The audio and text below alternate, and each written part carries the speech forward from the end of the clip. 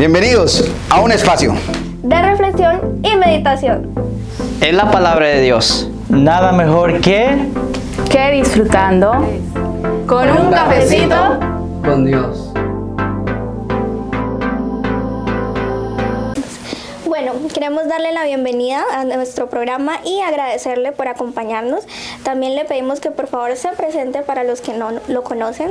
Amén, el Señor Jesús les bendiga. Un saludo para ustedes en esta tarde. Me alegra poder estar con ustedes. Soy el pastor Jefferson Barajas. Estoy en la segunda congregación de Houston, Texas. Por la gracia del Señor, ya llevo 7 años pastoreando allí en esta congregación.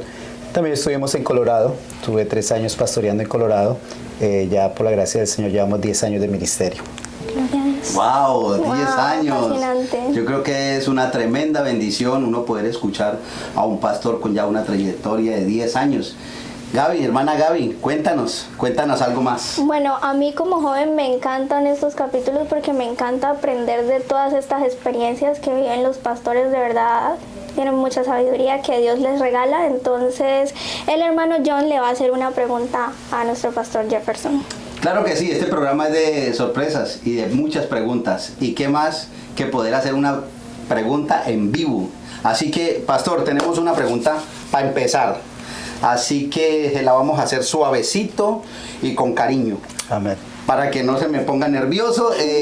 Bueno, este programa siempre tratamos de hacer 2 o 3 preguntas. Sí, Señor. Pero tomamos 2 para que se vaya soltando. Ok. Listo. La primera pregunta es una que casi siempre los jóvenes ansían saber mucho sobre esto. Y es, ¿cómo es que usted recibió el llamado de parte de Dios? La confirmación de que Dios fue el que lo llamó. Porque hay veces Dios sí nos habla, pero tenemos el oído no afinado y no alcanzamos a percibir realmente la voz de Dios. Pero el pastor, con este consejo, con esta respuesta, te puede ayudar a ti, mi querido hermano o hermana, a todos los que están detrás de cámara. Además, a cómo identificar, porque Dios nos puede hablar muchas veces y a veces nosotros no sabemos cómo identificar ese llamado. Entonces nos gustaría también que nos ayuden en eso. Bueno, ¿qué les digo yo? Yo soy parte del sur de la Florida. Yo cuando llegué de Colombia, llegué aquí al sur de la Florida, estaba sirviendo en la congregación de Pompano Beach, Florida. Okay. En ese momento estaba el hermano Aldemar Torres, quien era el pastor de esa congregación. Luego vino el hermano Guillermo Rátiva, quien fue mi pastor. Él también tuvo la bendición de casarme con el hermano Juan Carlos Monsalve, quien era pastor de mi esposa en ese momento. En el proceso se trabajamos con los jóvenes a nivel local. Ya le servía al Señor en el distrito con los jóvenes como secretario distrital de jóvenes sin salida del ministerio. Siempre hubo una pasión dentro de mí, siempre hay una pasión de servir al Señor, porque dice la Biblia que el que mucho ama, que mucho se le perdona, mucho ama. Y Dios a mí me ha perdonado bastante. Y yo creo que cuando uno recibe el perdón de Dios, uno ama a Dios. Queda endeudado. Amén. Y queda esa pasión de servirle al Señor. Entonces siempre tuvo el deseo de servir en la congregación local. El primer consejo es siempre sirva al Señor donde el Señor lo tiene. Porque Dios lo lleva a uno a un lugar para que le sirva, séale fiel a Dios ahí. Estuve ahí casi como por 12 años en ese proceso. Dios me llamó a nivel personal y de lo que le pasa a uno como a Gedeón, ¿no? Yo creo que el ser humano siempre tiene esa duda y ese pensamiento, ¿será una emoción mía? ¿Será que yo estoy sintiendo una emoción por el llamado? Pero yo soy una persona muy racional, yo trato de siempre ser racional en todas mis cosas. Y le dije, Señor, discúlpeme mi ignorancia, mi atrevimiento. Yo no quiero ser atrevido, pero tampoco quiero que eso sea como una emoción. Todo empezó pues desde el servicio, pero en un campamento de la congregación local. Un pastor vino y en ese campamento pasó algo especial. Bueno, la palabra del Señor en los campamentos y en todos los eventos espirituales es hermosa. Pero en ese campamento sucedió algo especial y es que en ese campamento el predicador estaba haciendo una enseñanza acerca de David.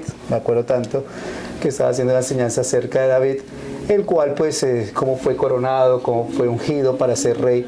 Y aquel predicador traía literalmente una corona y traía literalmente una capa, haciendo lo que es la semejanza de la vestimenta real. Y me acuerdo tanto que se quitó su corona y la puso sobre la cabeza de una hermana que, por cierto, ya la esposa de hermano Jorge Gutiérrez, la hermana Viviana Gutiérrez, en ese campamento ella asistía con nosotros también. Entonces le puso la corona a ella y a mí, entonces puso su capa sobre mí. Y yo sentí como un peso de parte de Dios y yo dije, Señor, ¿qué es lo que estoy sintiendo? Y entonces yo sentí que Dios se me estaba separando para hacer una labor. Pero como uno queda como esa sensación, ¿será una emoción? ¿Será que me dejé llevar por lo que estaba pasando en el campamento, el mover del Señor? Entré en oración, porque uno siempre tiene que entrar en oración. Tiempo después mi pastor, hermano Guillermo Arratia, quien no sabía las cosas, en una de las predicaciones estaba hablando acerca de la unción, cómo se adquiría la unción a través del Espíritu Santo. Y me acuerdo que él se quedó mirándome, yo estaba en la primera línea y él de la predicación pidió una loción, un perfume. Y me acuerdo que una de las hermanas dijo, pastor, yo tengo usted, lo típico de cada hermana que tiene en la cartera el perfume, los pañitos, el Doles, el Tylenol, y estaba la loción. Pastor, aquí hay una. Y entonces el hermano estaba hablando acerca de la unción, de cómo era el derramamiento de la unción, y él literalmente me bañó con ese perfume. Wow.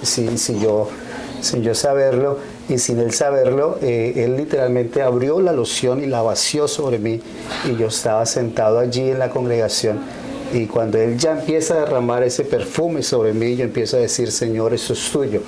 Realmente no es una emoción, porque pues del corazón la emoción lo puede llevar a uno a hacer algo, pero cuando ya Dios confirma algo, yo dije, esto es tuyo. Pero el humano siempre persiste. Sí. El ser humano siempre persiste.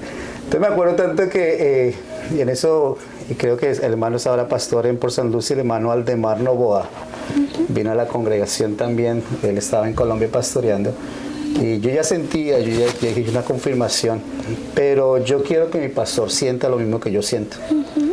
Porque una cosa es que yo sienta y otra cosa es que el ungido de Dios sienta que yo tengo un llamamiento, porque pues yo no voy a llegar a decir, pastor, tengo el llamado, quiero servir al Señor, aunque podía hacerlo, pero yo quería que él también lo identificara como para confirmar que lo que estaba sintiendo no era una emoción, sino que era Dios también haciendo un llamado para mi vida.